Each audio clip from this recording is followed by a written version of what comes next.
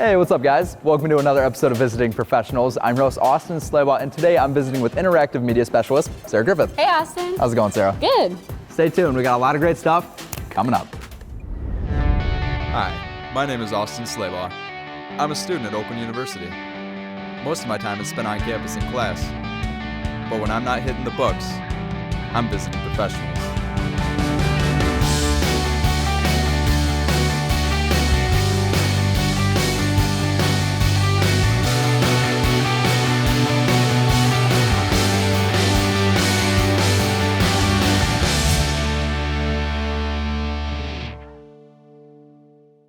Today on Visiting Professionals, I'm on campus at Oakland University visiting with interactive media specialist Sarah Griffith.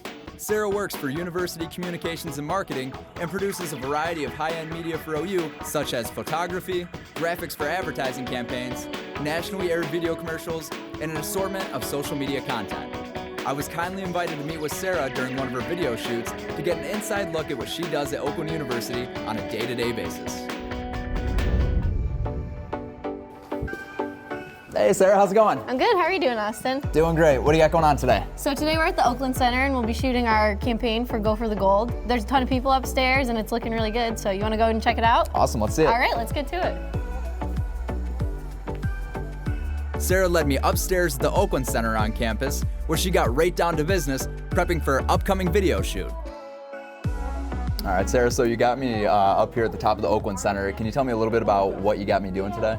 Yeah, so for today we're shooting Go for the Gold pre-roll video. So this is one of our 15-second spots that we'll run on social media for the admissions day event. And this one's always kind of tough because it's just a generic event, so we can't talk about the student's major or anything. So kind of what our concept is for today is just, we usually go more spirited with the event. So Okay. It's kind of gonna be like a group of students cheering on the main student that we're featuring, and then also him at the beginning just working on some like general studies. So halfway through it'll switch to this big group shot that we're kind of orchestrating right now. So what are you setting up here right now?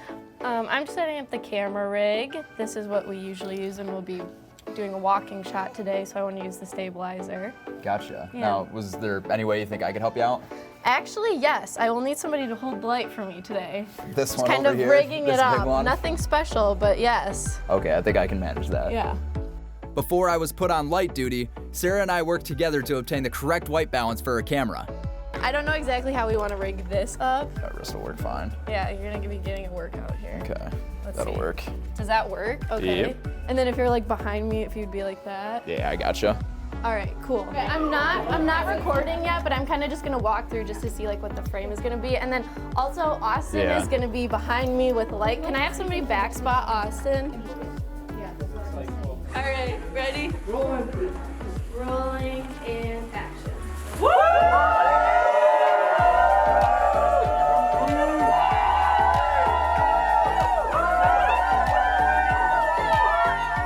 Before moving on, we took a look at Sarah's shots. The footage Sarah was able to capture with her camera and gimbal stabilizer looked amazing. You could definitely feel the positive energy from the students.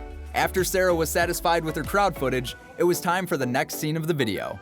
Sarah worked together with the lead student actor for some very unique close-up shots of the student doing homework. The final setup for the video involves some interesting balloon props that would be used for the ending title. Let's take a look at how the video came together. Fuel your passion with endless possibility. Discover the future you've always wanted during Oakland University's Go for the Gold, March 21st. Register at oakland.edu/visit. So we just finished shooting that segment for the Go for the Gold campaign. Now, where do you do all the editing for that footage? I edited it all over in my office. Do you want to go check it out? Yeah, lead the way. Okay.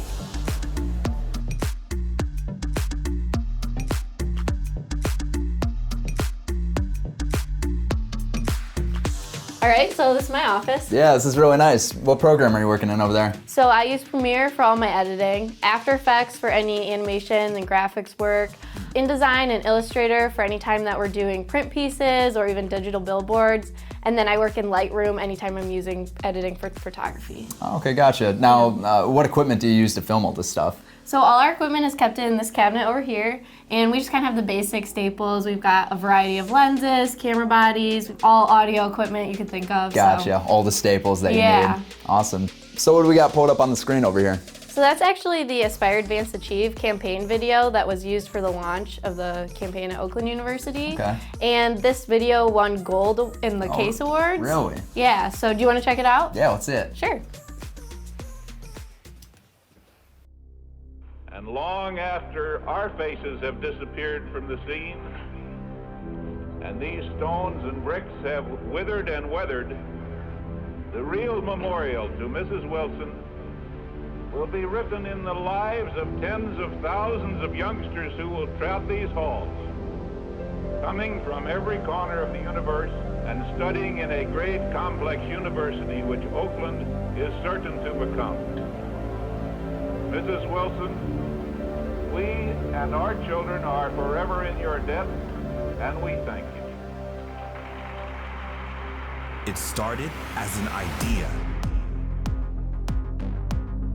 an opportunity, a path upward for those willing to make the climb. 60 years ago, in a remarkable act of philanthropy, Alfred and Matilda Dodge Wilson donated $2 million and their vast estate to create a revolutionary institution for higher learning. A seed was planted. An idea took root. They aspired for excellence. Oakland University has advanced on a challenge. With passion and determination, we have propelled into all facets of the human experience. We have transformed the lives of more than 100,000 students, igniting curiosity, enabling innovation, empowering voices, creating opportunity for all the dreamers and doers who are ready to change lives. The stage is set again. We are stronger. We are more determined than ever. The next level of transformation starts now. The legacy we build today transforms the generations who follow in our footprints, paving the way for their achievement, their advances, and the unimaginable new world waiting to be created with their hands. We light the path so they can unearth discoveries. We unleash their passion and power, like those who came before us. This is how we challenge the next generation. This is how we transform the world. This is how we achieve.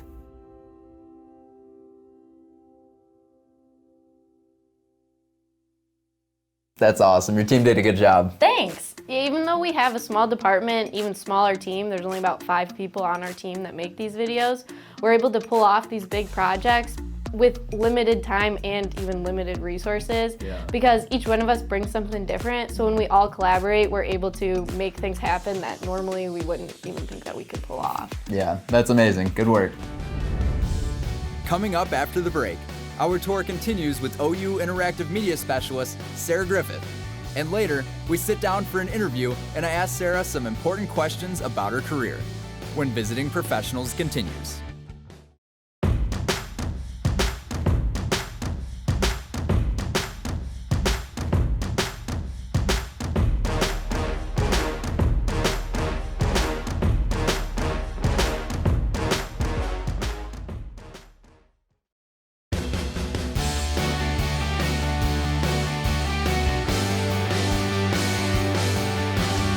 Welcome back to Visiting Professionals. Today, I'm with Oakland University's Interactive Media Specialist, Sarah Griffith. I had some important questions for Sarah about her career, and she was happy to share her knowledge. Sarah, thanks for sitting down with us today. Thanks for having me, Austin. So it's been quite a while since you've worked over in the OUTV Video Services Department. Now you're an Interactive Media Specialist over with University Communications and Marketing. Can you tell me a little bit about how you started out in your career. We'll go all the way back to where you're from and even where you went to school. So I'm from Dexter, Michigan, and I went to Dexter High School. They didn't really have any video programs there, so I just did that for fun on the side. And I was always interested in it, so when I came to Oakland, they had a cinema studies program here. Yeah.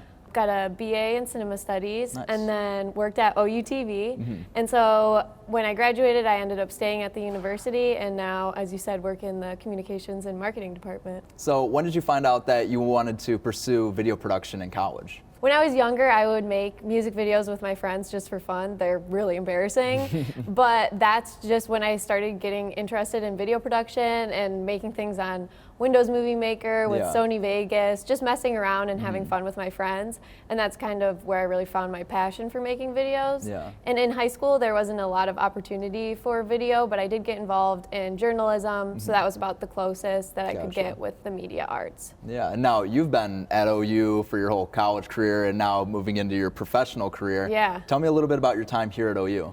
In undergrad, I was cinema studies with specialization in filmmaking, and that was unique because they hadn't had a specialization in filmmaking previous. Yeah. So my class was actually the first class to graduate with that specialization. Awesome. So my whole college career, I took both theory-based courses and also hands-on filmmaking courses. So I learned both the technical skills and kind of the conceptual ideas behind what we're making. Yeah. And so I got to make a lot of fun projects while I was in college. I did some narrative pieces. I did some more experimental pieces. Yeah. So it was really like a well-rounded experience. Yeah. And now, not only did you do that, you also worked where I'm at now in the video services department with OUTV. Can you tell me a little bit about how you got involved over there? So I knew some students that were working there before I did, and that's kind of how I got the in. Luckily, they hired me, and then I stayed there for 2 glorious years. And while I was there, I got to work on a lot of really nice projects, shows, and that just really enhanced my education even more. Like, every single day I was working and practicing those skills and getting better and better, which if I wouldn't have had that job there, I definitely would not be the level I am today, 100%. So. Awesome. Yeah. Can you go ahead and tell me a little bit about what it means to be an interactive media specialist? So what I do on a day-to-day basis is I'll do the videos for the department, mostly videos for the president, undergrad admissions and graduate admissions. We have 15-second pre-roll spots we do for the admission events. Also, like large-scale events, we've done some videos for, such as New Student Convocation and the campaign launch for the Aspire, Advance, Achieve campaign. And then there's some miscellaneous projects in between. So video is the main portion of what I do. I also do some photography for the department. I've done some photos for some of the admissions campaigns, as well as OU Magazine and social media. Yeah. And then design is the last component of what I do. So I will help out as needed on designing, whether that's helping with the digital billboards, posters, postcards, social graphics, and everything in between. Yeah. So it's honestly just a big mishmash of things. You sound very busy. Yeah. So tell me, how important is it to be skilled in multiple aspects of production? So I think that's what's really helped me land the job that I have now, is that they were kind of looking for somebody that could do it all and wear many hats. And with my background in cinema studies, I also did have a minor in graphic design. So that helped being able to not only create the videos, but also be able to create the graphics that went along with it, animations that are needed, and then really tie it all together and make sure everything's consistent with our brand identity. So even when we're doing the graphic design pieces, there's going to be a seamless transition from that to our videos. So being able to be skilled in all those areas, it's like I can see a project through from start to finish, like whether it's a print piece and I'm taking the pictures and then I'm designing it, or it's a video and I'm shooting and editing the video and then also creating the graphics. They just really wanted somebody that could kind of do it all. Yeah. So what has been the most memorable experience that you've had working here? I would say my most memorable experience from working here was when I got to travel with the history department to make some short documentary videos on alumni. Awesome. I was able to go to Washington, D.C. and also Wow. Sacramento, California. Awesome. And those were 2 areas that we were traveling for, and I really never thought I was going to be able to travel for the job. Right. And it was also my first time traveling while making a video, so there was a lot to learn about traveling with equipment and just working on the spot and being prepared that it's like, if I forget something, I can't just run back to the office and get it. Right. So that was really a big learning experience for me, but it ended up being a really, really great time. So now going over to the opposite side of the spectrum, what would you say is the most difficult part about this job? I would say the biggest challenge is keeping track of my schedule and keeping balance, because I am the only person that does video in the department. So it can be really difficult to handle a project all at once and on really short deadlines. Yeah. And then it's always quicker than what you think is when it's needed. So that I think would be the biggest challenge, and also managing multiple projects at once. And then, like I was mentioning earlier, it's not always the same thing. I'm not always working on videos. It might be a video and then something for design. So you're jumping back and forth between multiple programs all the time and trying to pick up where you left off on one thing. So I'd say that's the biggest challenge. Yeah, you got to wear many hats when you're in the position that you're in. Yeah. So what advice would you give to a student that wants to maybe aspire to be in a position that you're in right now? I would tell a student to take the class projects very seriously, because that's something that I did, and I think it ended up benefiting me in the long run, because when I did go to apply for jobs, I was able to use those pieces on my reel and for like my resume during interviews. And if you don't take them seriously, then it's just something that you did a crappy job on, and you really can't show and say, like, these are my skills. Right. And then take advantage of internships and jobs while you're going to school, because once you graduate, people want to see those like concrete projects that you've worked on, not just what you say you can do. So being able to really produce that work and show like, these are the skills that I have, this is what I've created, is really helpful. So that's why my time at OUTV was so helpful. Awesome. No, I'm kidding. Being a cinema studies student with a specialization in filmmaking and being a film buff yourself, does working where you're at now sort of scratch that filmmaking itch, or do you sort of yearn for more? So I would say it's definitely questionable if I'm a film buff. As many people will know, I really don't even watch that many movies. So yeah, in film school I was known as like the film student that didn't watch movies. So people are like, how, like, why are you doing what you're doing? Yeah. But I would say that my job does kind of fulfill that like filmmaking itch, because I use a lot of the same techniques that I was taught in school for narrative filmmaking or even experimental filmmaking in the short advertising pieces that we do. Like, I still work with my coworkers and say, like, what's our premise? What's our log line? Where's the climax? Where's the moment of change? Even if it's a 1-minute video, and even if it's a 15-second, sometimes we still try to squeeze that in there and really ask, like, all our advertising is about telling a student story. So it still has storytelling at the basis of what we're doing. So it's just, I would say a lot of the elements are the same, but the way in which you work them into the piece, that's what's kind of different. So if you say you're not a film buff, what gave you this passion for doing this? Well, I did start off making videos with my friends, but even before that, I was always really interested in photography and art. Yeah. So I kind of saw this as something that is an artistic field that you can go in, but also it is more practical than just being an artist. Yeah. It still lets you be extremely creative, and you can push the boundaries on that. You can be more conventional, or you can be extremely abstract with what you're making, and I think that's really interesting. The other thing that really got me into this was that it combined, like I said, essentially photography. I have a dance background, so I've always been passionate about music, so it brings that together, and storytelling. Like, it essentially brings all the artistic mediums into one powerhouse, and you can really like get an argument across or get a message across, and like really, I always thought it was so interesting how you can kind of manipulate people's emotions through it, or really like make something really powerful from the medium. So that's kind of why I was drawn to film, even though I'm not a movie buff myself. Coming up after the break, we wrap this episode of Visiting Professionals up as I ask interactive media specialist Sarah Griffith some final questions about her career, when Visiting Professionals continues.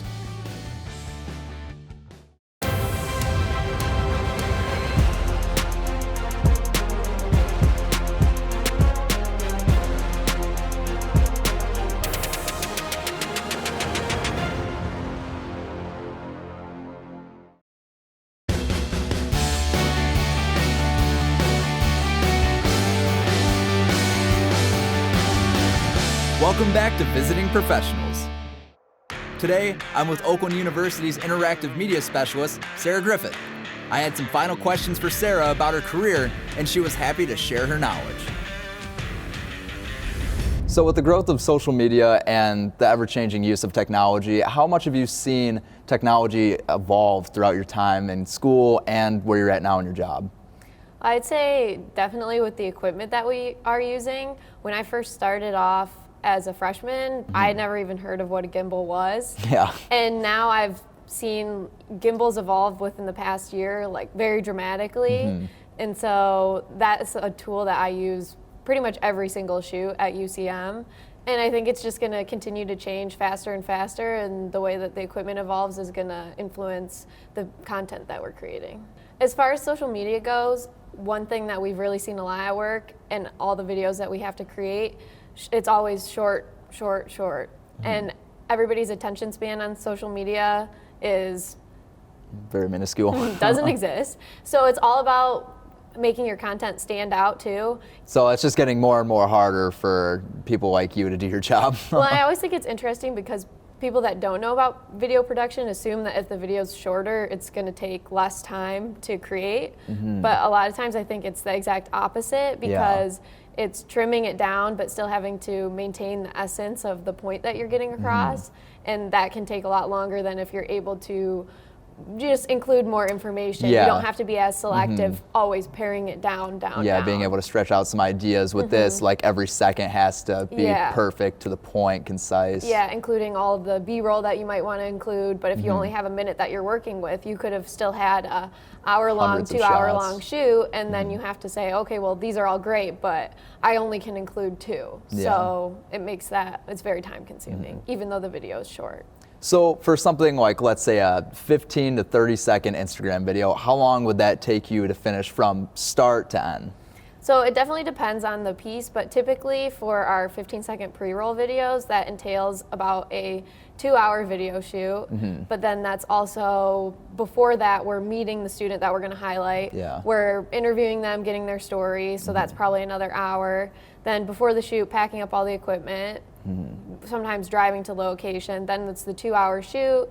Once you get back, putting away all the equipment, backing up the footage, and then editing it. Our coworker does the audio for it, so you can also tack that time onto it, and then coloring it and adding graphics. So I don't know how long that is, but it's a long time for 15 seconds. So you definitely wouldn't expect that.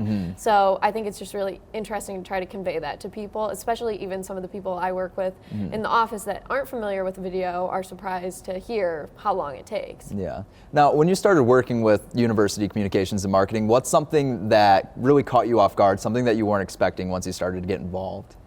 I would say working on a team, although nobody else does video. So you can still, I never really collaborated with people that weren't video specific, but now that's all I do. So collaborating on a team to create a video, but I'm the only one that really has that video knowledge, but still other people can bring something extremely valuable to that, whether that's from just the visual side with our art director, like our creative director, or from an audio standpoint where I might know a little bit about that, but somebody else can give me more information, or somebody else is writing the script. I didn't really expect that. I always figured that I would always be surrounded with people that were video specific, but being able to collaborate and learn a lot from people that aren't video and still apply that to the videos that I'm creating today. Where do you get your inspiration for working at communications marketing? Myself and the creative director get a lot of the ideas from social media, videos we might see, emails that are sent out, even things on Pinterest, commercials that I'm watching, anything that I see other people doing that really inspires me, I'll write it down, and then later on come back and see, that was a really interesting technique that was used, or that was a really interesting shot. So it's really, honestly, every single place that you're looking all the time that you see digital content or advertising, we're also looking at that. We sometimes look to other universities, but we try to make things that are a little more unconventional. So I'm looking to places that aren't higher education specific to see how can we take this thing and then spin it and make it work for higher education. That might have come from sports, or it might have come from music, a music video. And then also, at least with my editing, I really like to listen to the music. From having a dance background, I'm always focused on what are the beats and trying to even match some of the movement and shots to the music. So that inspires me when I'm editing video. Yeah, it's really awesome and creative that you're able to hear something and translate it to what you see on screen. Yeah. So what's your day-to-day like when you're working for communications and marketing? What's the first thing that you do when you walk in the door, and what's the last thing that you do before you leave? So I feel like this is pretty cliche to say, but honestly, every single day is different. So there's some days where I'll walk into the office and I'll sit down at my desk and I won't leave until the end of the day because I'll just be editing all day. Or there's other days where I walk in and I'm not in the office at all. I might be at an event taking photos for social media, or I might even be on a video shoot running around campus with some of my other coworkers. So it really is different every single day, but that's kind of what makes it so interesting and keeps me on my toes. Yeah, being the youngest person at where you work at, what was that like to kind of take on the whole video aspect of this job? Because you said that you work mostly with other people that don't do video production. So you're kind of, you're sort of the head of that in a way. So you have to take like a lead role when doing these shoots. Was that kind of nervous for you, or now it's something that's just back of the hand? Yeah, so I remember when I first started there, they asked the question, if you work with the president, like, is that something that you're going to be able to do, or are you going to be nervous? Just from all my training at Video Services, I knew that that was something I could walk in and be confident. I don't care who it is. I know what I'm doing, and I'm going to make sure that I get the job done.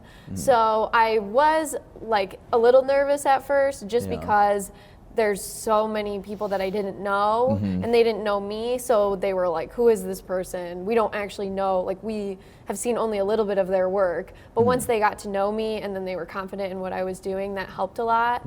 But I think it's a lot of back and forth, because I would have to tell them a lot of things that I would just think were common sense coming from a video aspect, but from them not coming from a video background, it's just like you can't get frustrated, or, it's like you can learn something from them just as they're learning something from you. But I would say it's just the way that I get my knowledge now and always to keep growing. A lot of that is just me looking up stuff on my own online, or stuff that's not technically video based, just getting from other people that's more just art in general, such as composing a shot or setting up a scene or something like that. All right, Sarah, one last question before we wrap things up here. Would you say that this is the best job in the world? I would say that this is the best job in the world. I love what I do, and it's always keeping me on my toes. We're always working on different projects every day. And something that's really unique about the job is that we are able to make a lot of our own projects and kind of mold it to be what we want it to be, which you definitely can't do that at a lot of different companies. So I think that it's just a really great place to keep growing and keep learning and always be experimenting with different things that we're doing.